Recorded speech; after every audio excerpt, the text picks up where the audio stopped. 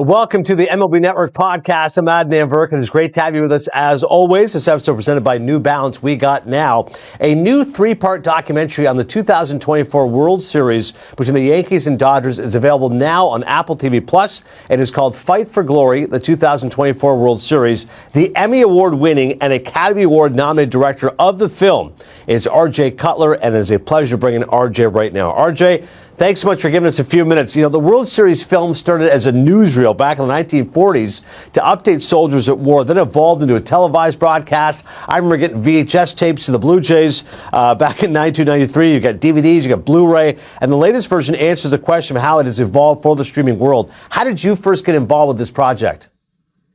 Well, I got a call from my friends at Imagine Documentaries. We had worked together before, Ron Howard and Brian Grazer, Sarah Bernstein, and the good folks over there reached out to me because they knew my passion for baseball and baseball storytelling, and they had made a deal with Major League Baseball to kind of push the World Series film into its next incarnation, and we approached it like we were making a movie, and it was a thrilling experience. I was going to say, Ron Howard and Brian Grazer, no stranger, not making sports films, of course. I remember Cinderella Man, such a great film there from Ron Howard.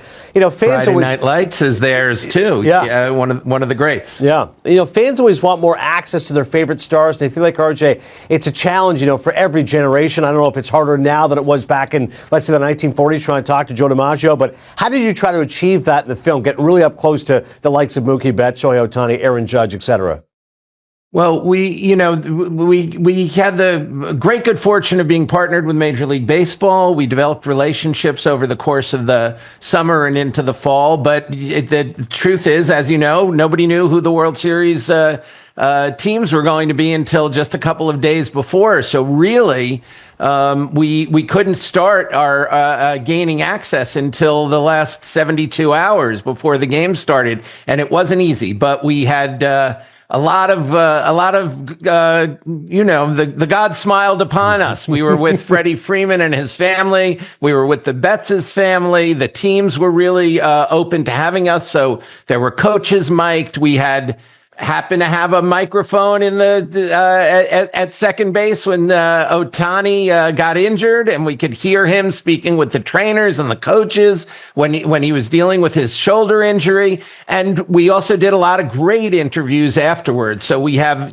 so many players, over a dozen players on each of the teams, and you're in their heads, and you're with them, and you're in the middle of the action, which is a terrific thing. Now, as you said, I mean, this was a dream World Series for Major League Baseball. You're talking the Yankees and Dodgers, two iconic franchises, and no shortage of star power. You mentioned a few of those names when it comes to Betts and Ohtani and Judge and Soto and all the rest of it. I think this was a World Series, RJ, in many ways appealed to even non-baseball fans. If you're a sports fan, you're interested in watching Yankees-Dodgers. How did you try to capture the stage properly for such a historic matchup? Well, we do contextualize it. I mean, this was the 12th time that these two teams had played over the years. And, that now it's an East Coast, West Coast rivalry. But for many years, they were fighting for the soul of New York City, when the Dodgers were in Brooklyn.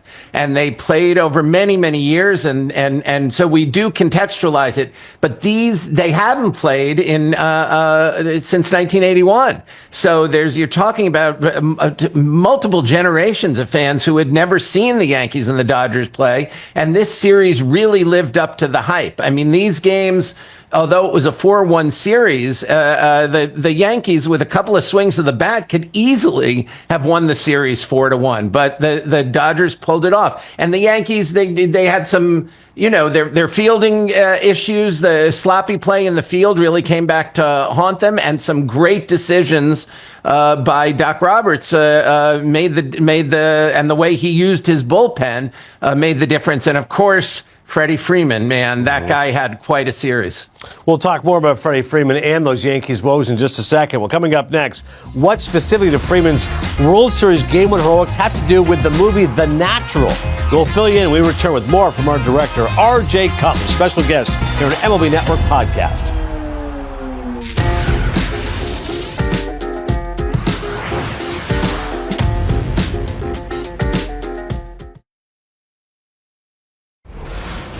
Worn by players like Tristan Casas and Jeremy Pena to meet the demand of elite ball players, the New Balance Fresh Foam 3000 V7 is the comfortable cleat to help you stay focused on your gameplay.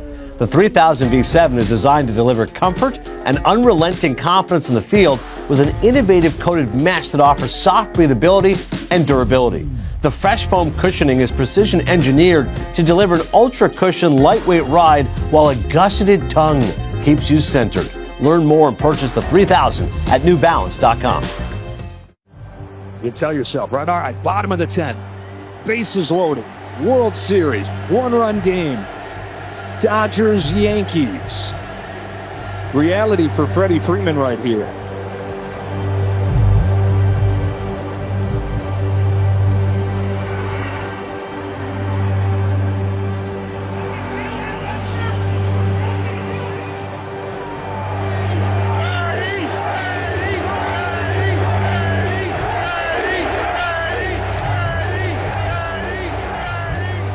Cortez delivers.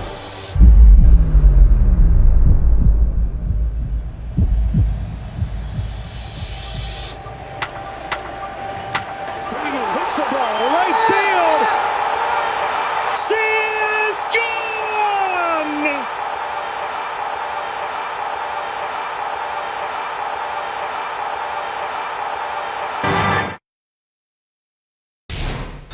One of the biggest moments of the 2024 World Series, that Freddie Freeman good home stuff, run. right? It's amazing, Yeah. RJ. It's Crazy, especially the crazy. use of the natural. I mean, I remember how much I loved the book. Bernard Malamud, of course, wrote the book, and then the movie, which Barry Levinson directed, and starring Redford and Duvall, so good as Max Mercy. How do you approach that moment, though? Freddie Freeman, and go, okay, the use of the natural music, putting it all together, the jump cuts of the swings. How did you do it?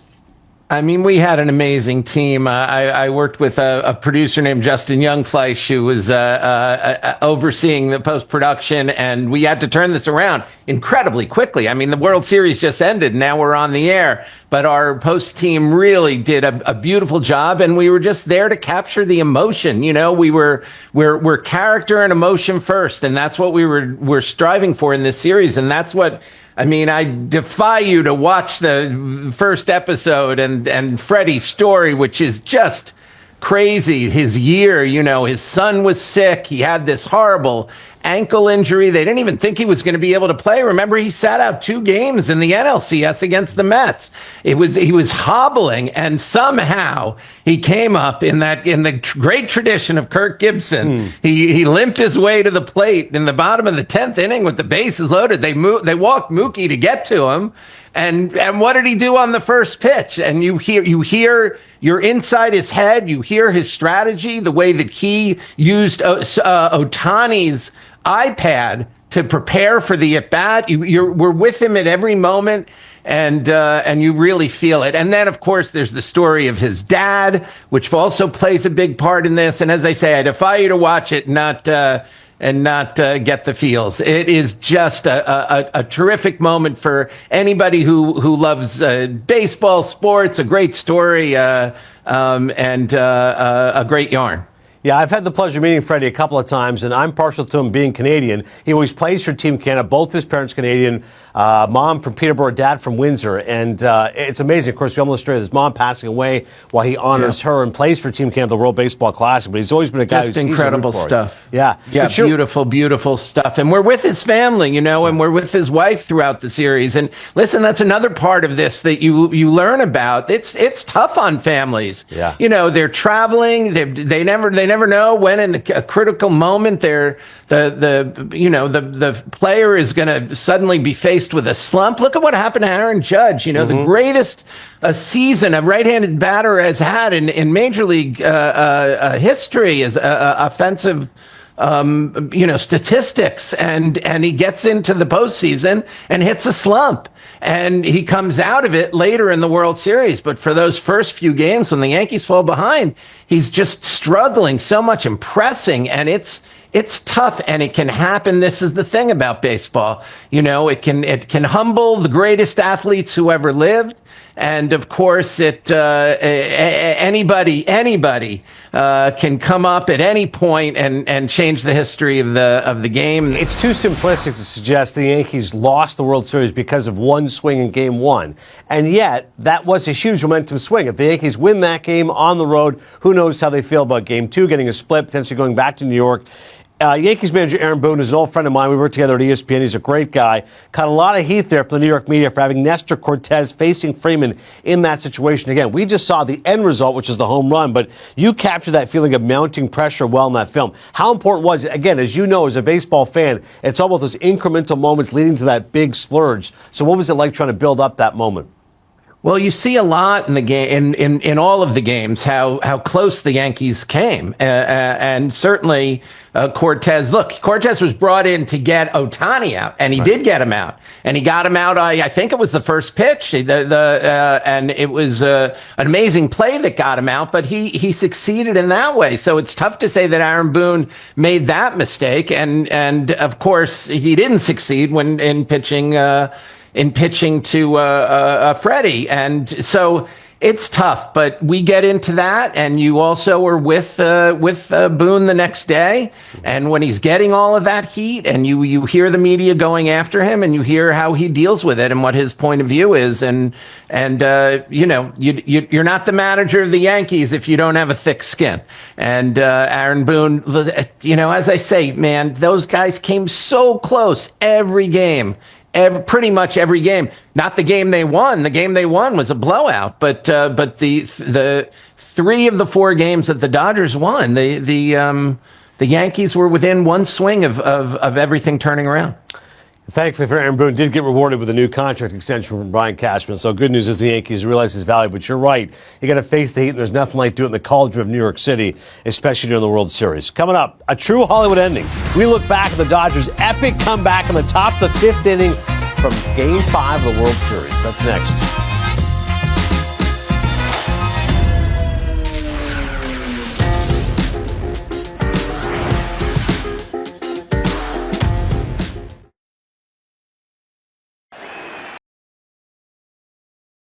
The first pitch from Schmidt. Freddie takes a breaking ball. A sweeper that just got the edge at the knees.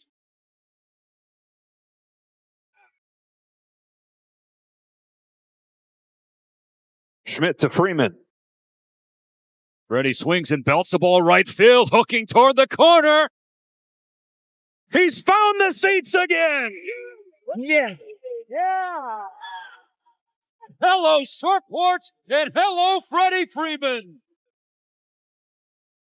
When he hit that homer, everybody was looking around each other like, this is absolutely ridiculous at this point. They haven't had a World Series game in a long time in New York, so they were all excited. Fighted it real fast. My old college coach, Gary Adams, used to say, listen to the silence. So it was good because we were listening and we heard silence. Feels like a scene out of The Graduate. I hear silence, right? The sound of silence. Simon and Garfunkel. It's amazing. RJ, the thrill of victory, the agony of defeat, that Game 5. The Yankees are up 5-0, and they get this now infamous top of the 5th inning. Errors and misplays and poor decisions, whether it's Aaron Judge or Volpe or Garrett Cole not covering first base, as it's unraveling. Again, as a director, you're approaching this as a real house of horrors. How did you able to build that drama?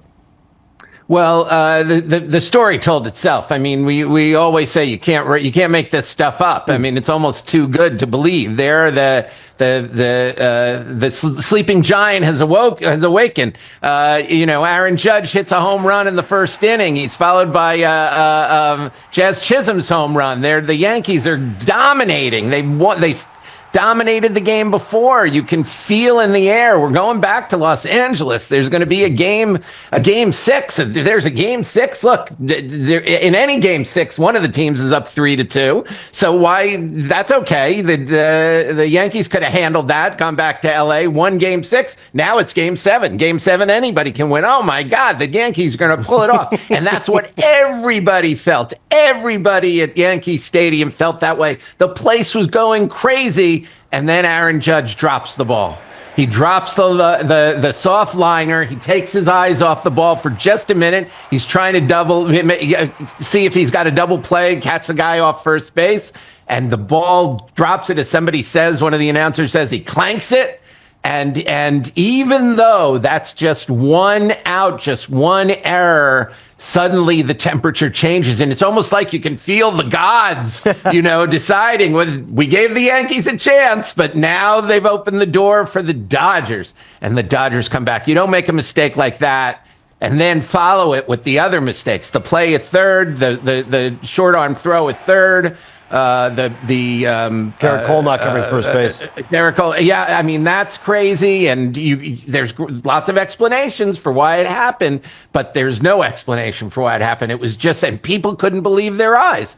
And then Freddie comes up, and boom, really turns that around, and suddenly it goes from a 5-0 no-hitter to a 5-5 game, and you knew the Dodgers were going to find a way to win that game, and you felt it in the air. Now, the rest of the game is incredibly dramatic too, and we're there with when you watch the series, you'll be there every pitch, and the Yankees came close again, but that fifth inning really turned everything around. An exultation for the Dodgers, and I think exercising some demons in some ways, because they may have won that World Series, RJ, in 2020, but there's naysayers who say, wow, that was the COVID year, wasn't true. This was their first true World Series over a regular season since 1988. And for the Yankees, hey, great to be back in the World Series, but still without a World Series since 2009. How did you approach that juxtaposition of the Dodgers, again, a signature franchise, capturing a World Series, whereas the Yankees coming up short?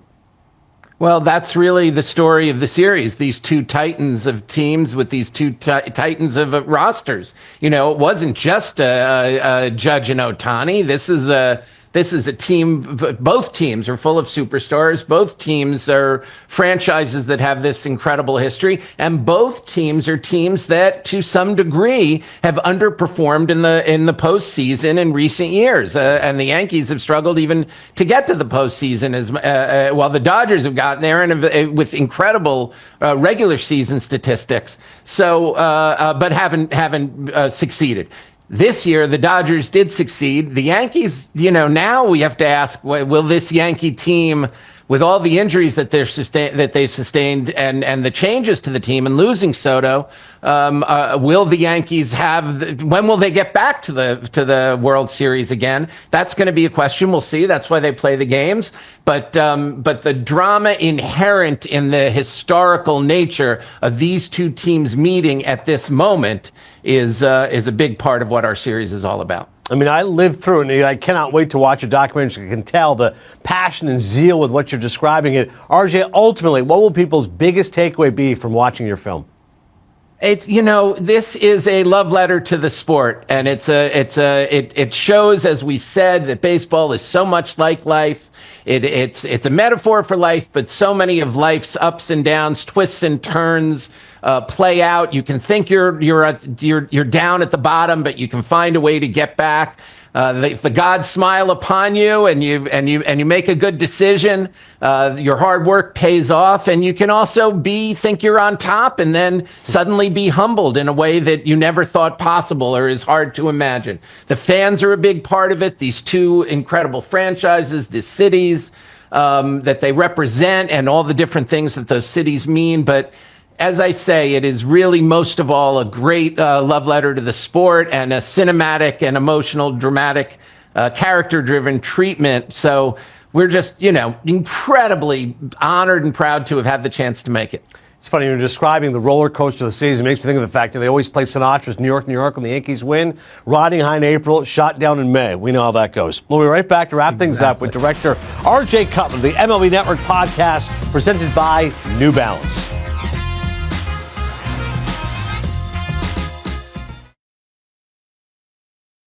All right, back to wrap here. The RJ Cutler, director of Fight for Glory 2024 World Series, available now on Apple TV+. Before we say goodbye, RJ, it's time for We Got Now, presented by New Balance. You've done a great job of being objective so far. Now it's time to put on your fan hat. What player right now makes you stop and watch? Well, my fan hat is orange and blue. I'm a New York Mets fan. I ran out onto the field when I was 7 years old in 1969 when the Mets clinched first place in the Eastern Division. September 24th, 1969. I remember my dad let me run out onto the field, and we tore up the sod, and we brought it home and planted it in our backyard. So I will stop for any ball game the Mets are playing. But, we're thrilled to have Juan Soto on the team, and what a spring training he's had. I mean, goodness gracious. So hopefully he can keep it going, have a hot start, and get the team off to a good beginning to the season. Yeah, I love the throwback to the '69 World Series. I thought you might mention '86, but we're going way back to the Miracle Yeah, Mets. baby. I was there at the beginning. That was I was a little kid, but I'm dating myself. But when you grow up like that, that was really the first season I was paying attention. Yeah. When you grow up like that, that's why there's so many of us, and from '86 who we no matter what happens, talk about ups and downs with the New York Mets over the years. But we're thrilled with our team owner who understands that this is a public service and is putting the goods, putting his wallet where his mouth is. I was about to say, he truly puts his money where his mouth is, Mets owner Steve Cohen. Absolutely. RJ Cutler, this was awesome, man. Thank you so much. Cannot wait to watch the film. I think it's going to be outstanding.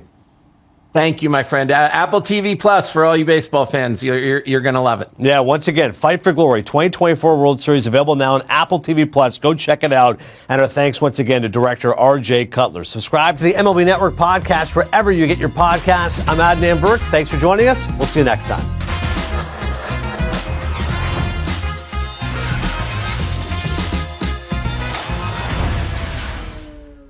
RJ カトラー監督による衝撃のドキュメンタリー、栄光への戦い、2024年ワールドシリーズがアップル、テレビタスで公開され、大谷翔平を擁するロサンゼルス、ドジャースと名門ニューヨーク、ヤンキースの壮絶な頂上決戦、その舞台裏がついに明かされた。この作品は野球ファンにとって感動と興奮に満ち溢れた、野球へのラブレター、と評され、2024年の激闘が鮮烈に蘇る内容となっている。ドジャースの劇的勝利を決定づけたフレディ・フリーマンのサヨナラホームラン。その裏に秘められた感動的なエピソードが今、世界中のファンの心を揺さぶっている。2024年のワールドシリーズは、まさに運命の巡り合わせだった。全米最強を誇るヤンキースがロサンゼルスへ乗り込み、世界の頂点を争ったこのシリーズは、予想をはるかに超えたドラマの連続だった。その幕開けとなった第一戦、ヤンキースは序盤からエースのゲリット、コールを投入。ドジャースも大谷翔平という最強のカードを切り勝負に挑んだ。試合は互いに譲らぬ展開で推移したが、9回表にヤンキース守備陣が致命的なエラーを犯したことで、状況が一変した。ここでドキュメンタリーが捉えたのは、ベンチ裏での衝撃的な光景だった。フリーマンが打席に立つ直前、ベンチで大谷翔平の元を訪れ、こう囁いたのだという。翔平、君の iPad を借りてもいいかな。と、この言葉の真意がドキュメンタリーの中で初めて明かされた。フリーマンはその直前まで徹底的に対戦相手の投手を研究し続けており、大谷翔平の iPad には相手投手の癖や球筋のデータが満載だった。フリーマンがその iPad を手に取り、最終確認を行った瞬間、運命の歯車が回り始めたのだ。打席に向かうフリーマンの眼光は鋭く燃え上がり、ヤンキースの抑え投手クレイ、ホームズが放った渾身のシンカーを見事に捉えた瞬間、全米が息を飲んだ。鋭い弧を描いた打球は夜空を切り裂き、ドジャースタジアムの右翼席最深部へ突き刺さったのだ。これこそが伝説の始まり、2024年ワールドシリーズの幕を開ける衝撃のサヨナラホームランだった。ドジャースのダッグアウトは熱狂の渦に包まれ、大谷翔平はベンチで両手を突き上げ絶叫した。フレディ、君はなんてすごい男なんだ。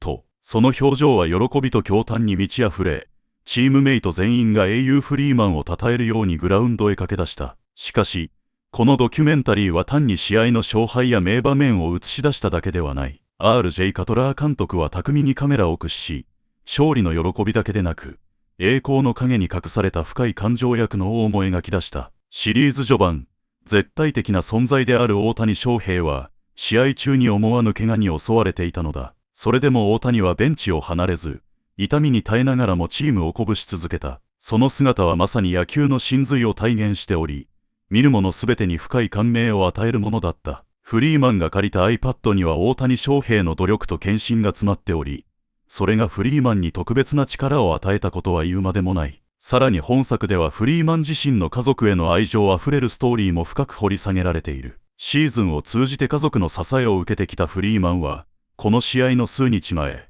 愛息子から、パパ、世界一になって、という言葉を受け取っていた。この約束こそがフリーマンを最終的な英雄に押し上げる原動力となったのだろう。家族の願いを胸に打席へ向かうフリーマン。その背中はまさに栄光への執念に燃えていた。一方、ヤンキースのベンチでは指揮官アーロン、ブーンが計り知れない重圧にさらされていた。名門球団を率いる彼には常に勝利が義務付けられているが、ドジャースの勢いとフリーマンの神がかった打撃の前になす術もなく崩れ落ちる姿が描かれた。その人間味あふれる描写は、スポーツの持つ非常な一面をも鮮明に映し出し、栄光の裏にある敗者の物語として、ファンの胸を打つものとなった。前後試合の激闘を制したドジャースは見事に2024年ワールドシリーズのチャンピオンに輝いたが、その道のりには数々のドラマと人間模様が交錯していた。RJ カトラー監督はこのシリーズを通じて、勝利、挫折、家族愛、チームワーク、そして何よりも野球というスポーツがもたらす人生の奥深さを余すことなく描き切った。栄光への戦いはただのスポーツドキュメンタリーではなく、まさに人間ドラマの傑作であり、野球を愛するすべての人々の心に永遠に残る名作として称えられることだろう。2024年ワールドシリーズ、そこには歓喜と涙、希望と絶望が入り混じり、人々の魂を激しく揺さぶった。そして、フリーマンと大谷翔平の友情、情熱、覚悟が交錯したこの瞬間は、まさしく野球史に刻まれた永遠の伝説となった。RJ カトラー監督の栄光への戦いは今後も長く語り継がれ、人々の記憶に深く刻まれていくに違いない。